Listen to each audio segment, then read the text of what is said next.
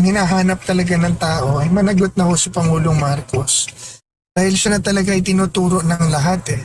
Talagang nakinabang sa or talagang nilustay, pinagnakawan ang pera ng bayan. At oo, namimigay nga sila. Pero winawaldas din nila para sa kanilang mga personal na luho sa katawan. Yan ang kongreso natin ngayon. Ano na ba ang tingin mo sa ating laban kontra korupsyon? Meron po bang mananagot sa issue po ng flood control, Chairman?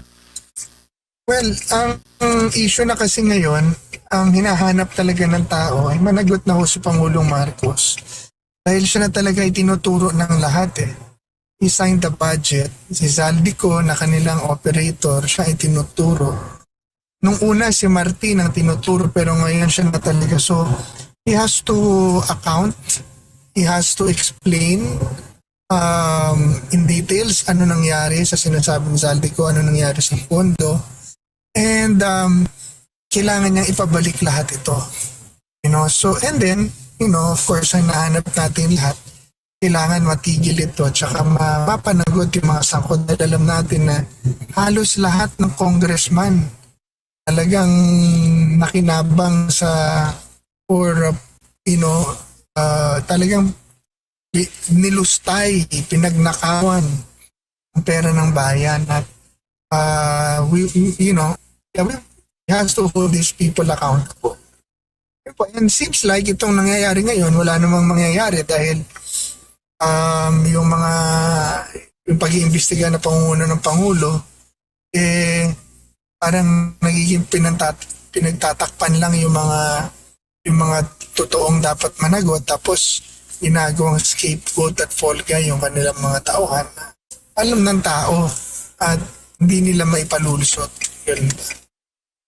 Opo, pero sa tingin po ba niyo, Chairman, mayroon talagang anggulo na iniiwas dahil ngayon sa Senado mukhang nagbabago na naman ang script, no? Mukhang may bagong pahayag na naman doon.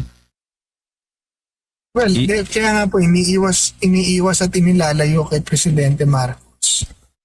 This all started and will end with President Marcos dahil itong mga insertions na pumasok sa flood control, hindi po pwede, hindi niya alam ito eh.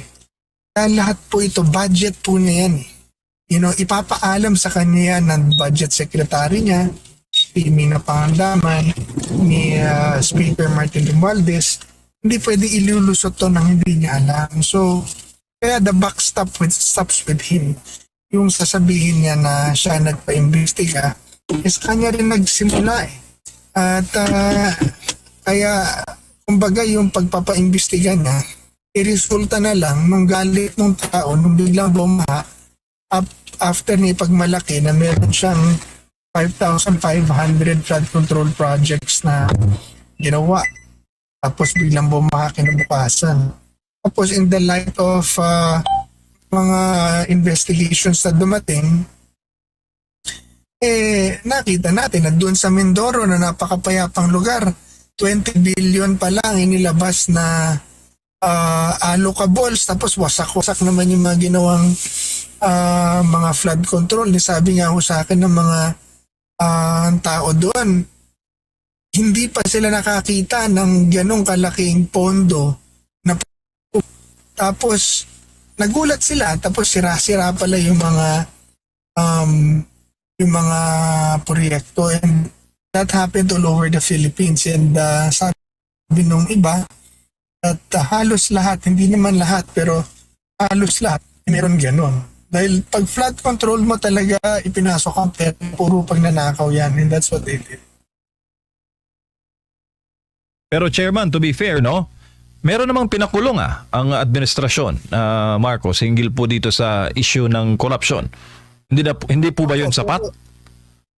Hindi po, dahil lang hinahanap ng tao talaga managot ay yung mga talagang may sala, yung mga mastermind.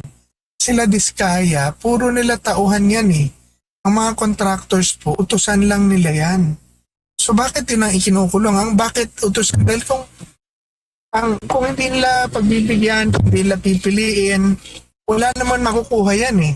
Kumbaga, tigaw-gawa lang ng resibo yan, ang talagang nagmamaniobra dyan, yung congressman. So sila po yun. And this time, hindi lang yung individual congressman, pero yung pinakataas yung speaker. Hindi naman gagawin ng speaker yun kung hindi naman siya binasbasa ng Pangulo na pinsan niya. So, yun po ang gusto marinig ng tao na yun ang nasa isip natin lahat na gusto nating ipaliwanag ni Presidente Marcos dahil tinakausap nga ako ng isang congressman na just recently and he was explaining to me na kaya pala manaka-Amerikana yung mga yan dahil doon sa Congress pag nagbigay na ng pera, doon nila isinusuksok yung pera sa kanilang sa bulsa ng mga Amerikana. Kaya raw mga Amerikana nila hila-hila ng ganon dahil sabi niya mabigat ang meron kang 4.5, 3.5 million sa na cash sa loob ng Amerikana mo inilalagay kaya pala ganon. May pila pala yung mga yan, puro taon, pera po ng taong bayan yan. Kaya pala yung, tapos yung mga perang yun, ginagastos sila sa kanilang mga luxury lifestyle o luxurious lifestyle, sa mga sports cars, sa mga biyahe, oo, namimigay nga sila. Pero, pinawaldas din nila para sa kanilang mga personal na luho sa katawan. Yan ang kongreso natin ngayon. At alam po nila yan. May pila dyan. Kahit mayaman ka na, bago, luma ka na, kaya nagtataka tayo bakit yung mga bagong congressman na akala natin noon magsasalita laban sa korupsyon, iba'y puro wala raw silang alam. Wala sila alam kasi siguro nakatanggap na sila. Dahil sinasabi nga ni Congressman Lian, sweldo pa lang raw, MOE pa lang daw, 2 milyon na, 1 milyon na, 1.5 na, iba-iba kasi depende kung gaano ka kalakas na congressman. Kung speaker ka, mas malaki. Kung chairman ka, mas malaki. At buwan-buwan po yan. Depende pa yun sa chairmanship mo. So, yan po ang kabulukan ng sistema ng kongreso natin ngayon na ang nangyari, kinuntsaba naman ng Pangulo.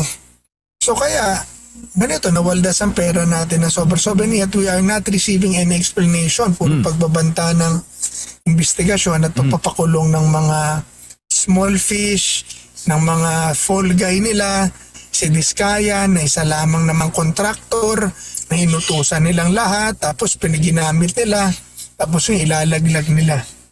Ni Zaldico na inutusan nila, ginamit nila, pero hindi naman magagawa ni Zaldi yun mag-isa dahil chairman lang siya ng Appropriations Committee.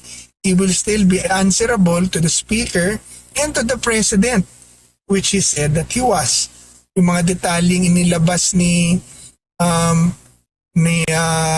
Lian, ni Zaldi, hindi pa rin na ipapaliwanag ngayon Laging ibabato sa Ombudsman, ibabato sa ICI, na wala namang nangyayari.